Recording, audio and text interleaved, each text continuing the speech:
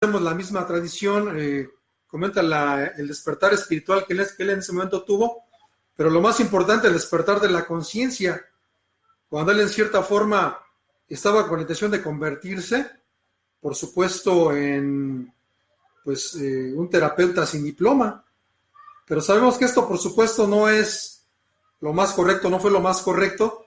La misma conciencia de grupo en ese momento le manifiesta a Bill W., le dice, recordemos que lo bueno siempre es enemigo de lo mejor, y si tú nos has dicho que pues el mezclarnos con asuntos ajenos a Alcohólicos Anónimos o con otras cosas ajenas, entonces va pues de alguna forma a distorsionar todo lo que estamos tratando de conseguir.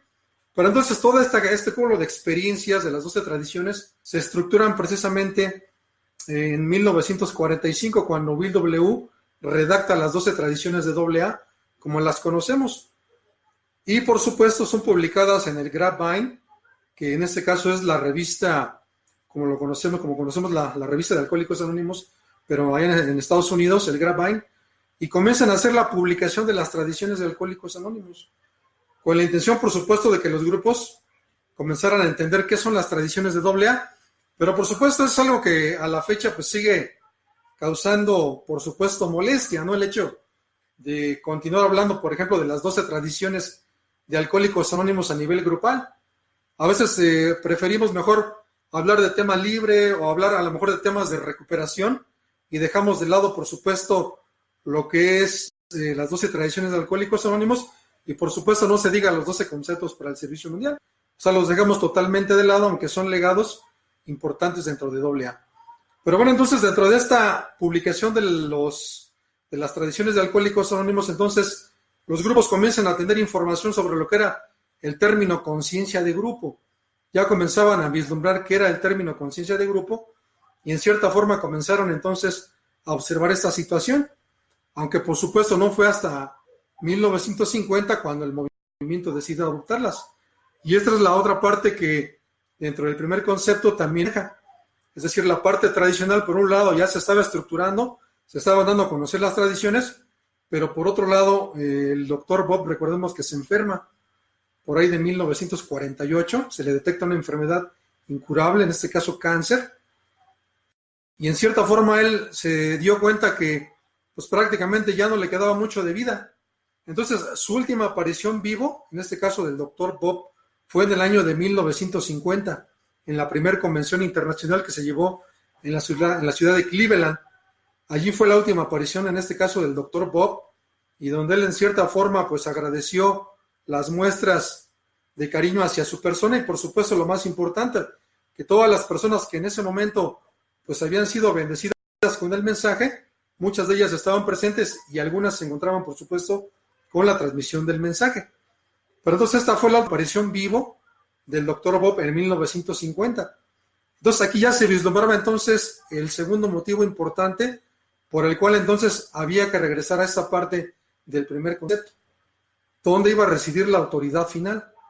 O sea, Bill dice, bueno, por un lado ya está la tradición y por otro lado el doctor Bob pues ya está a punto de morir, prácticamente en 1950.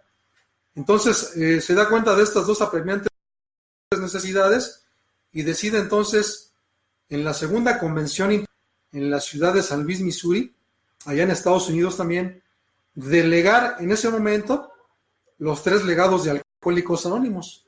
Es decir, ya estaban estructurados los 12 pasos de AA, así como los conocemos, las 12 tradiciones de Alcohólicos Anónimos y los 12 conceptos vicio mundial. O sea, ya estaban estructurados los 3 legados de AA. Entonces, en ese momento dice Bill W., pues es momento de que la comunidad, por supuesto, asuma la responsabilidad. O sea, ¿a qué me refiero? Ya el término mayoría de edad también iba a cobrar un aspecto importante, porque decía Bill W., pues no vamos a decir entonces que la comunidad ha llegado a una madurez emocional, porque ya somos en este caso totalmente responsables en ese momento de nuestros juicios y actitudes, sino más bien, Bill, ha llegado el momento de que la agrupación asuma la responsabilidad de los 3 legados, es decir, de la protección de los 3 legados.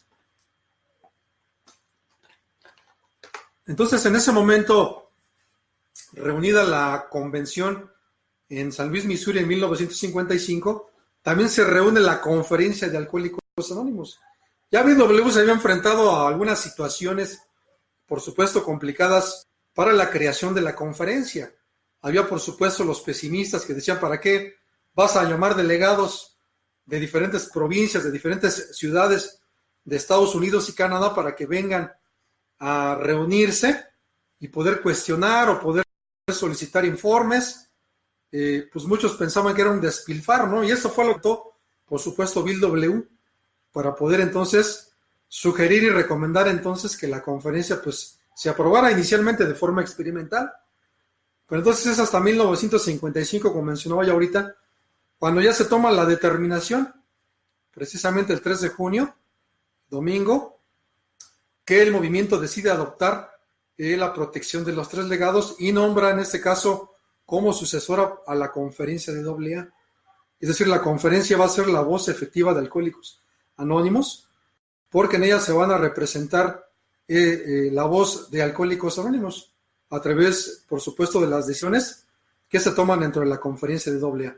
Entonces, esto es lo que hacen inicialmente los primeros alcohólicos, los veteranos, hacer la entrega de los 3 legados de Alcohólicos Anónimos, porque, por supuesto, iba a ser complicado que la Junta de Custodios de Alcohólicos Anónimos pudiera entonces asumir pues la custodia total del programa de Alcohólicos Anónimos y, por supuesto, pudiéramos pensar que a lo mejor pudieran a lo mejor tomar decisiones que a lo mejor no fueran las más adecuadas y pensar en ese momento entonces que la voz y las decisiones finales debían ser tomadas entonces en la conciencia colectiva de grupo. Entonces es por eso muy importante tener en claro entonces el término conciencia de grupo.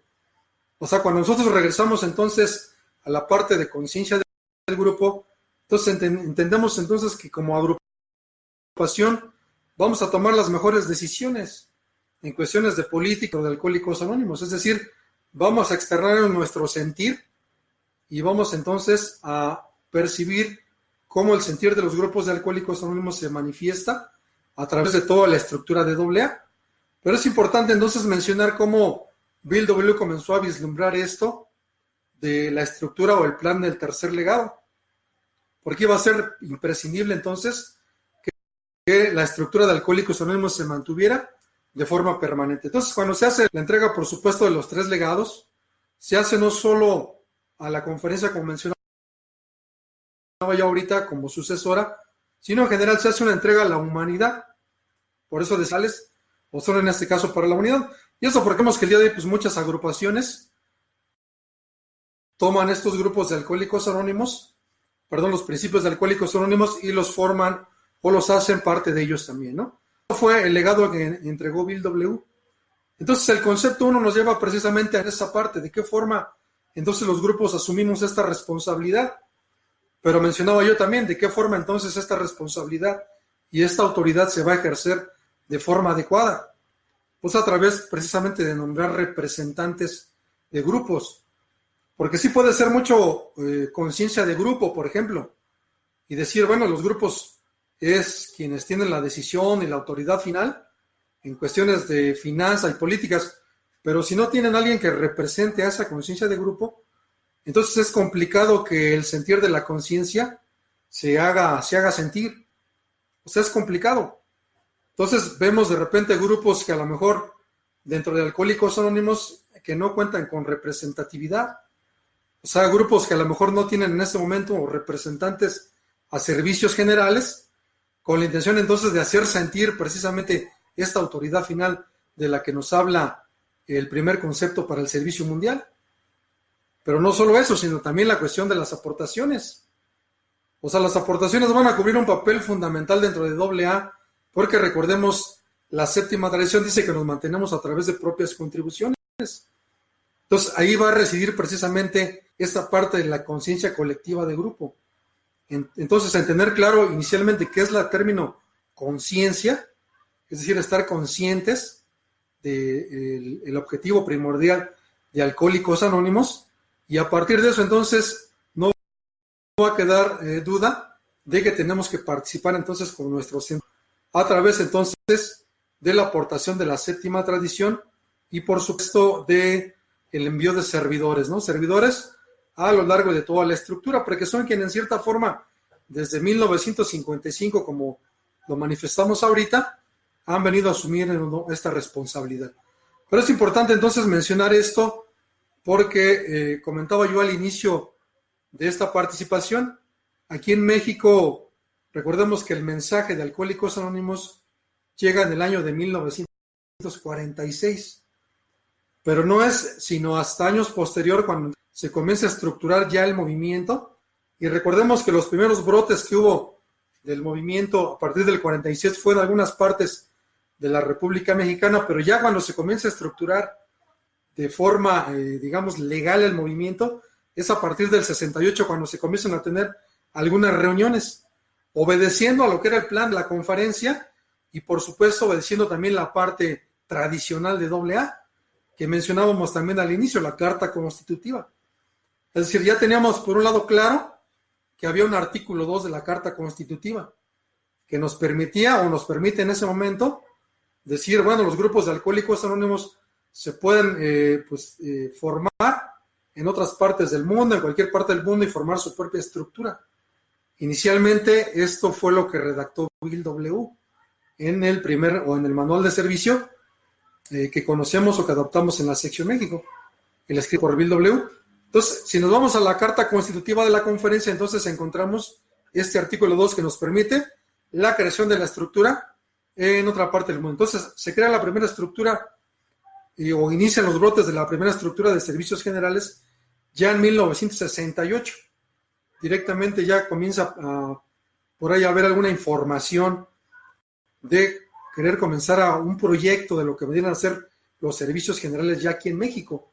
Es decir, tener nuestra propia estructura y hacer la consulta, por supuesto, a la oficina de Nueva York, esa intención precisamente, o sea, de buscar que la oficina de Nueva York nos pudiera conocer.